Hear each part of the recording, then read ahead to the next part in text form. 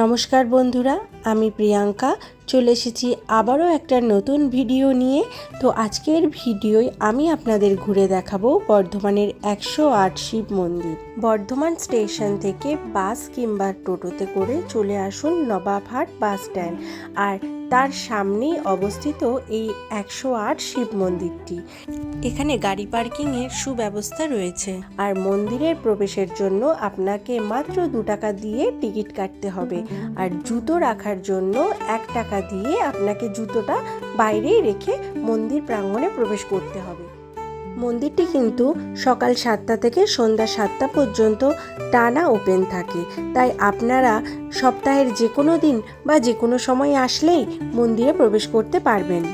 নামে 108 মন্দির হলেও রয়েছে কিন্তু মোট 109টি শিব মন্দির। জপমালার মতো আছে 108টি মন্দির, আর একটি মন্দির একটু দূরে গলার হারে লকেটের মতো অবস্থিত।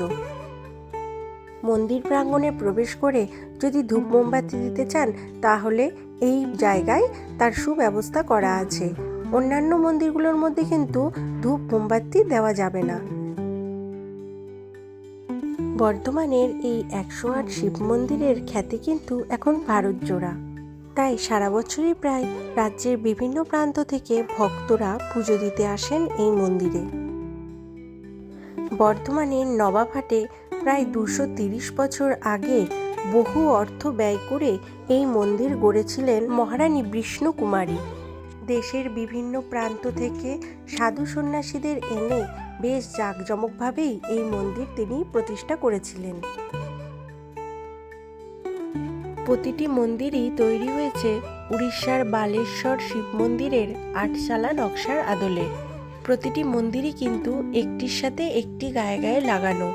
মন্দিরগুলির মাঝে একটুও ফাঁক দেখা যায় না। প্রতিটি মন্দিরের সামনেই রয়েছে খোলা চাতাল।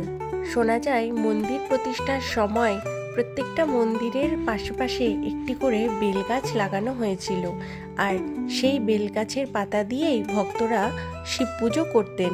তবে বর্তমানে একটি বেলগাছের অস্তিত্ব এখানে নেই। অষ্টাদশ শতকের 3য় দশকে বর্ধমানে শুরু হয় এক ভয়াবহ মহামারী। এই মহামারীর কবলে অসংখ্য মানুষের মৃত্যু হয়, আর সেই সময় এখানকার শাসনভার ছিল মহারাজ তিলকচাঁদের স্ত্রী মহারানী বিষ্ণুকুমারীর উপর। তিনি তখন সিদ্ধান্ত নেন প্রজাদের মন থেকে শোক দূর করে ভক্তিভাব জাগিয়ে তুলতে হবে, আর সে কারণেই তিনি এই 108 শিব মন্দিরটি প্রতিষ্ঠা করেন।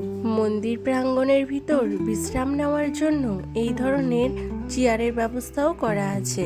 এই 108 শিব মন্দিরের ঠিক মাঝখানেই রয়েছে একটি পুকুর। এই পুকুরের জল মূলত পুজোর কাজেই ব্যবহার করা হয়। মন্দির প্রাঙ্গণের ভিতরে রয়েছে বিভিন্ন ধরনের মূর্তি এবং এই ধরনের টেরাকোটা শিল্পের বহু নিদর্শন চোখে পড়ে।